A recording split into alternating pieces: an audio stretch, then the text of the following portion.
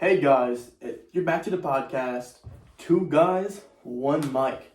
And always with me, the delivery driver that never is late, El Chivo Jose. Oh yeah. And then we got, as always with me, the man, the myth, the legend, who never skips a meal, the big man.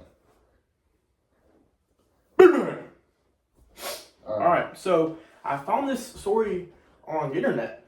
Okay. I thought it was pretty interesting. Mm-hmm.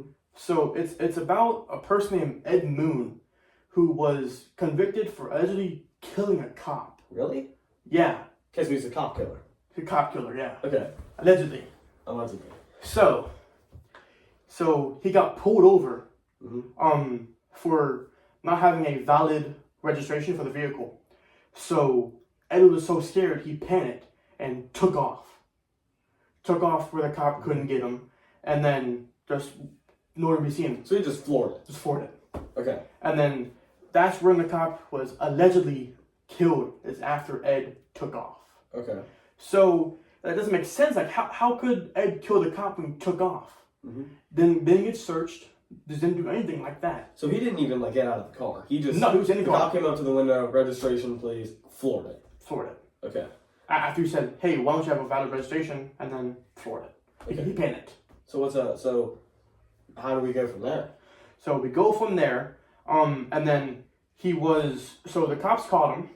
Mm-hmm. And the cops were kind of harsh on Ed. Because he was ish young. Okay. So they was really harsh on him, really disrespectful, very empowering to Ed. Okay. Ed had no power. Ed was tired. He was hungry. He was scared. He wanted his mom. So and after that, the cops were hey, did you do this? Kind of forcing him to say, hey, you killed the cop. Just admit it. And Ed was so scared. He said, okay, yeah, he did. Mm-hmm. And he wrote on paper, signed it. Yeah, hey. He confessed. He confessed on paper. Yeah. Okay, so are we going over I don't even know where we would go from here. I mean, he's in prison. He's on death row. Okay, death row. Death row. Cop killer. Yep.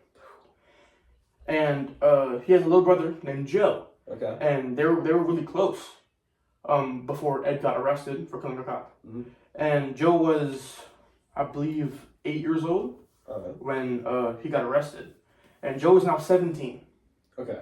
So Ed has been in jail for 10 years, maybe. All right. About 10 years. And then, so Joe hasn't seen Ed in 10 years. All right. So, and Ed is in Texas, on death row, and Joe is in New York, where their family lives. So Joe, on his own, him being 17, he goes alone from New York to Texas to see Ed, his brother. Okay, so he wants to see this guy. Is he mad at him or something, or is he trying to go help him? What's he? He's trying to help him, exactly. Yeah, he's trying to get him through it. He's going down there and he's I'm gonna help my brother get out of this situation. I know that he didn't do it. Basically, yeah. Okay. So then it's and then he sees Ed for the first time in 10 years. He's excited to see him. He has a tattoo in prison now, so he's a lot different. Beard, scars, all that stuff in prison. And then after that, Joe stays in a hotel overnight to to see him. Joe's kind of broke. He is 17, so not surprised. Exactly. And yeah, he's all alone in Texas by himself, no money, and he's very fearful. Mm-hmm. He's very scared. So yeah, and they're besides Ed, being a close brother, he was also a good father figure because Joe didn't have a father growing up. He died when he was 2 years old, so he didn't know him at all. Okay. So Ed was kind of his father figure, and basically his best friend. Yeah. So how does he try and help him out though? He tries to give him money for commissary, give him money for food, snacks, accessories that you need in everyday life, basically. Yeah. So how does he try and investigate? How does it kind of move on from him just going to Texas? Because I'm sure that he's gonna try and do everything to investigate. Oh yeah, for sure. So Joe finds a old friend from Texas named Nell. Mhm. And then he kind of gives Nell a brief of like, hey, my brother's in prison on death row, and they kind of like bond in a way. Okay. Like, not because he also has a brother in prison, but like kind of just bond because they're old friends. Yeah. And it kind of like a romance in a way, getting back together, getting closer, basically, and just closer together, basically. Okay. So, and after that, Ed is still innocent, even though he says, "Oh, I did kill the cop." So it was pretty much just like a forced confession. Like he doesn't. Yeah, he was scared. He didn't see hungry. any way out of it. He No. just needed to. Okay. He was forced at gunpoint. He was forced at gunpoint to say, "Hey, did you do it? Did you not?" And then took him back to the police station and then signed the paper. Okay. So he was forced at gunpoint to say, "Hey, There's no way that that's legal, but it's not. Yeah, it's very illegal." And then like Joe kind of goes back the next day, and like sees him again, and he like kind of witnesses like the health issues, the harsh realities in death row. Mhm. It's like we call it like decreasing time to see family members. It gives lawyers less time to like go through his case again, and like you can't see your family as much anymore because time is just down. So do they like find any new evidence? Yeah, I believe so. Yes. Like as like the death row day, like the execution day arrives, they find like more evidence in a way, but also Joe is like, oh no, my brother's gonna die if I don't save him. So it's like really like emotionally torn. That's like, oh, my brother's gonna die. My father figure's gonna die soon.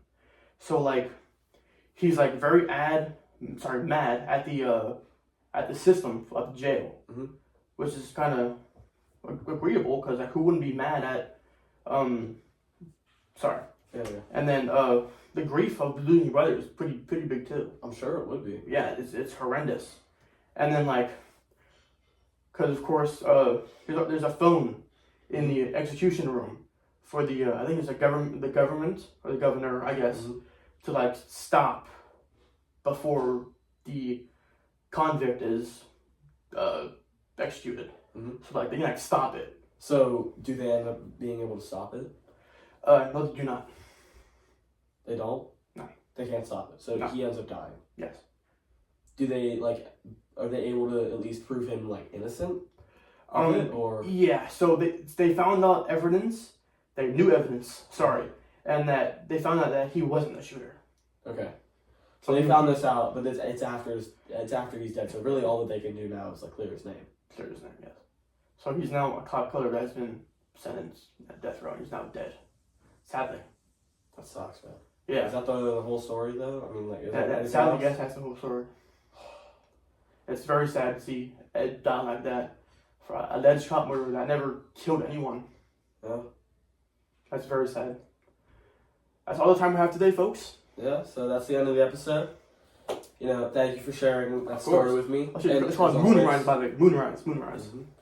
And always, we have a sponsor at the end. Of course. K1 Speed. K1 Speed, the goats. They sponsored us today. Goats. Go check them out. You get 30% discount on 4 races at their beautiful go-kart track. And Yes, sir. we'll leave you with that.